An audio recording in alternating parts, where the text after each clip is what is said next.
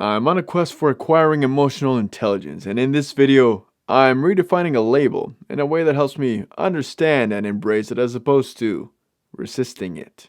I'm an emotionally sensitive individual. What the f does that mean? Well, for starters, that doesn't necessarily mean I empathize with your emotions, because I can tell you this right now, I don't give a single about your feelings or your mental health for that matter, because that's your journey to venture and nobody else's. But that doesn't mean you can't, nor shouldn't, ask for help. Being sensitive only means one thing. I react easily to stimulus. And to dissociate with some examples, you know that big macho guy that gets easily offended or upset and wants to prove that he's better than everyone all the time?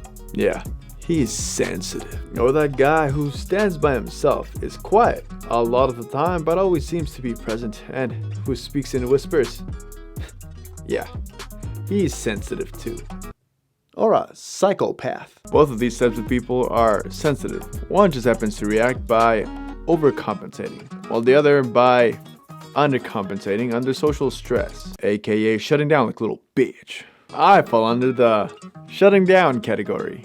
Stimulus can be anything. Stimulus can be a pretty girl asking for directions. It can be someone who's making a comment that's not necessarily negative. It can be someone cutting you off in traffic or you ordering food over the phone. And here's some obvious truth. Sensitivity is relative.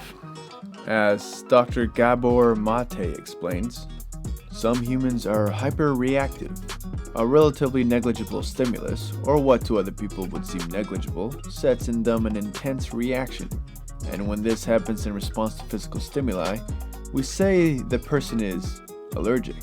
And since emotionally hypersensitive reactions are no less physiological than the body's allergic response to physical substances, we may truthfully say that hypersensitive people have emotional allergies. Wait. What? That's right, baby. And if this pertains to you, you could even say that you're emotionally allergic to certain people, situations, and people again. However, I follow this belief, this one rule that states, don't expect the general population to understand. Feeling pain or discomfort will express what to others may seem an excessive and exaggerated distress. I believe we're accustomed to a very simple metric when it comes to judging the integrity of people.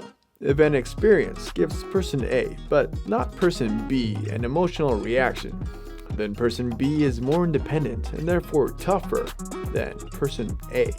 Granted, this is not a perfect model, but it does present an analogy to how the myth of weakness comes into play. There's a societal shame to being emotional. At least that's how it feels from a North American perspective. It feels like a dependence, a nuisance, and irrationality. I'm going to let the last word there simmer for a second because it might just be triggering. Being emotionally sensitive is not the same thing as being irrational. Like I said, it simply means that we react easily to stimulus, and as such, people like me have the potential to react frequently.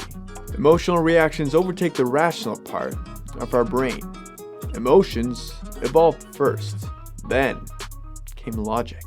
We literally can't think straight when we're set off. We can only act immediately, instinctively, short-sightedly, which oftentimes results in foolish blunders and mistakes since we don't see the full picture and we forget to consider the consequences of our actions. This is where I believe the irrationality comes from.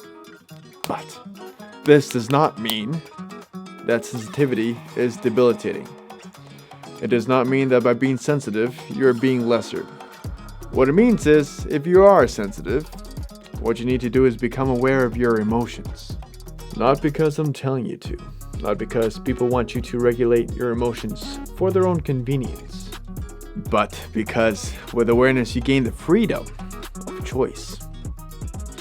With awareness you can choose to express your emotions, than to simply be overtaken by them. With awareness, you begin to notice more. You begin to see what implications our emotions bring, their benefits, and their downsides.